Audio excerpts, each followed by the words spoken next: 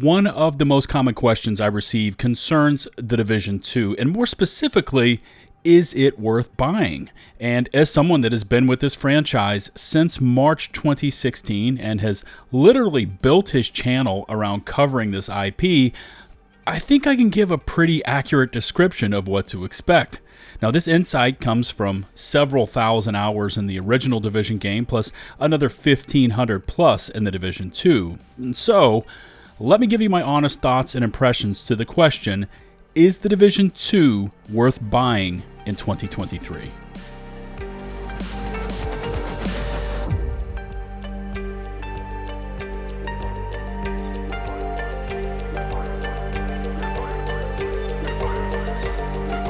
My name is LtBuzzLitebeer, and welcome to my YouTube channel.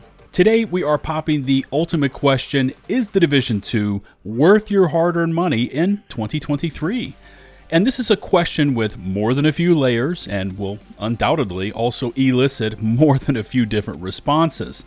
So let's dive into the bones of the game, what to expect and what to avoid. And I will of course give you some pointers along the way.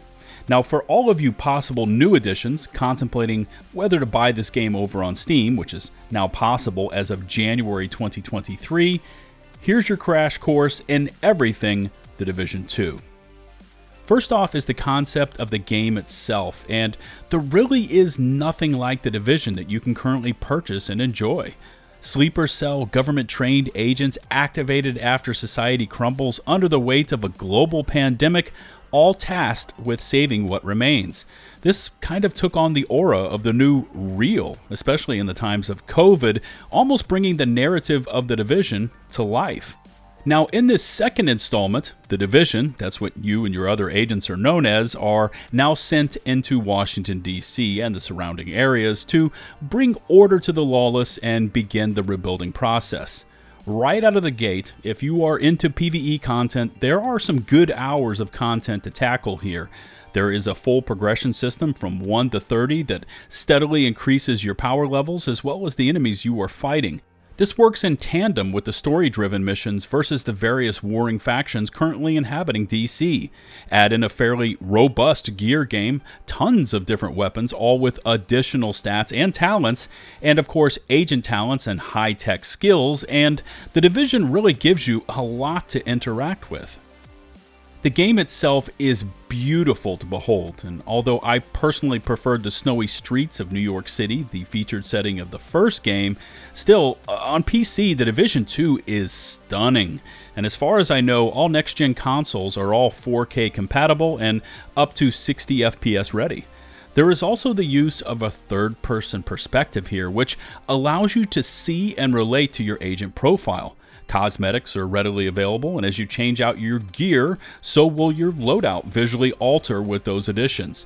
Now, the lore of The Division, the pandemic, the green poison, society post-pandemic is one of the strongest factors for this game.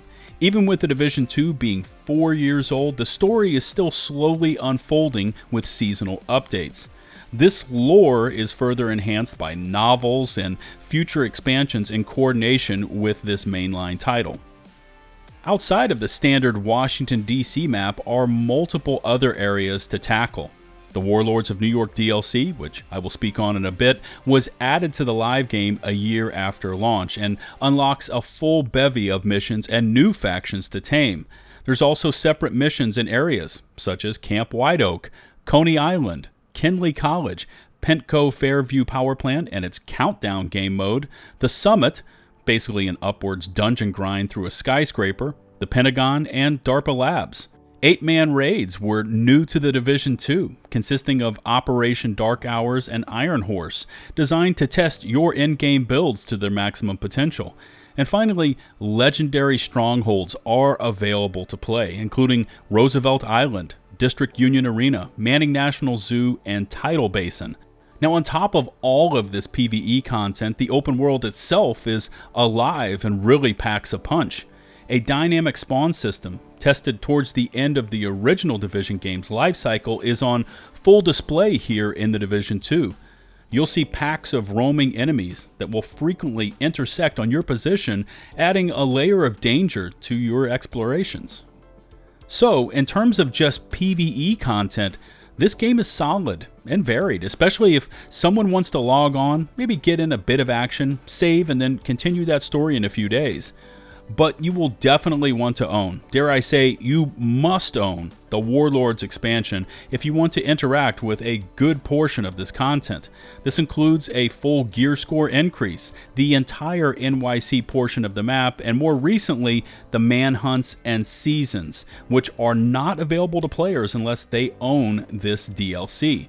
There are, of course, items that will negatively affect your experience, which I will touch on a little later in this breakdown, but TLDR version here, if you are someone that likes a unique story, a lot of PvE content to interact with that can be soloed or played in groups, and you like RPG elements in your games, then The Division 2 is worth purchasing and playing in 2023. But for now, let's shift over to PvP, which is available in The Division 2, including the open, no-rules Dark Zone areas, plus a more competitive mode known as Skirmish, pitting smaller teams against one another. Now, PvP used to be an ever-evolving aspect to this game. There was a dedicated studio, Red Storm Entertainment, that solely focused on improving the player's experience with this mode, but that was years ago. And sadly, PvP is effectively a forgotten element to the game. It is still alive, the Dark Zones are still populated, and Skirmish still has matches queuing up, but the love and attention it deserves has been abandoned. This is further exasperated by broken talents and bugs creating unintended effects, and there is the ever-present danger of hackers that currently plague all online competitive environments. Still, if you are wanting that unique feel of third-person PvP, The Division 2 does give you that, set in some interesting environments and settings. Now, on a side note, I was personally highly engaged with PvP and the Dark Zone in the first Division game, but the removal of skill-based mechanics requiring timing and knowledge of your build and your opponent's builds ultimately pushed me away from actively participating in this portion of the game. In The Division 2, PvP is there if you want it. There is an active player base. It just wasn't something that I enjoyed playing. So, overall, there is a lot to do in the live game, and we've touched on some of it, the story, the lore, PvE, and PvP, but I also wanted to finish up this discussion with the not-so-good elements to the live game, starting off with stability. This is one of, if not the most detrimental aspects for The Division 2. Delta or disconnect errors are common on console versions of the game, and PC stability is extremely iffy, resulting in the game full-on locking up and requiring a task manager kill to restart. Bugs and imbalance issues are common, usually at their worst when the development team at Massive Entertainment add in new content and or attempt to fix a previous known issue, simultaneously breaking another. Now, although the team has slowly been adding in small doses of new story content, once you have finished up all the story missions, you will find the season content updates to be small and not substantial enough to keep players engaged on a daily basis. And the final factor to consider here is price, as it is a 4-year-old game that, yes, has confirmed upcoming Year 5 content, but there still needs to be a value factor that must be considered. Now, currently on the Steam store, and by the way, I did want to mention that the game does function and plays well on Steam Deck, anyways, the base game on the Steam store is nearly $30, but you will definitely want at least the Warlords of New York edition, which will take that purchase price up to $60 USD. Now, at that price, I would not recommend purchasing this game and would instead wait for a sale.